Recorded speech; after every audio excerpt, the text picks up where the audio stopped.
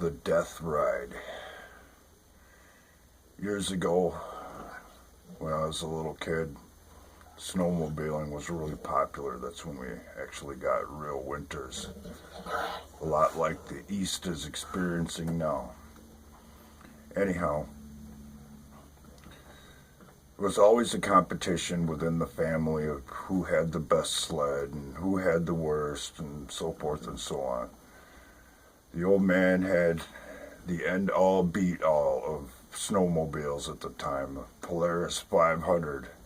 It was a free air triple, 3-cylinder snowmobile, and there is nothing on the snow on a good day that could touch that thing. But anyhow, my uncle had this El Tigre, and he thought it was something. Well, they worked on it and dinked with it and all that, but it could never even touch that 500. Well, one day we happened to be over there, me and my old man, and my uncle says, well, let me take you for a ride. Well, I'd never really rode with anybody but my dad. I drove with my dad and so forth and all that, and I was really leery about getting on that sled with him. I did it anyways, just because I guess that's what was expected.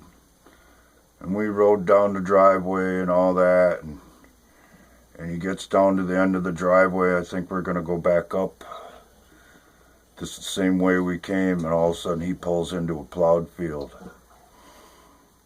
Well, in the wintertime, in a plowed field, if there ain't a lot of snow, it will quite literally beat you to death. And when that man hit that field, he hit that throttle wide open.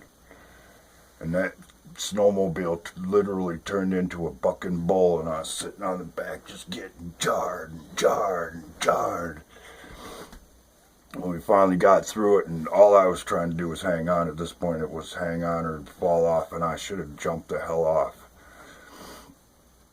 We get back up to the house, and I'm just out of it. Literally, just out of it. And the old man says, well, what's the matter with you? Because he'd never seen me react like that on a snowmobile. I know he hadn't. And I couldn't even really answer him. My uncle pats him on the back with a smile on his face. He says, well, I just gave him a hell of a ride. Years later, I slipped on the ice when I was working at the junkyard. A spindle happened to catch me in the small of my back, and it took me off my feet for months. Well, the doctors had a hard time figuring out what happened, because the extent of what happened when I fell didn't match the amount of my injury.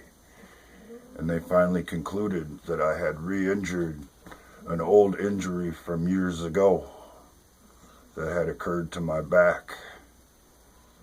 To the best of my recollection and memories, it happened on the back of that damn snowmobile by some guy who didn't give a crap to what happened to whoever was behind him. He just wanted to put on some kind of impressive show. Take care.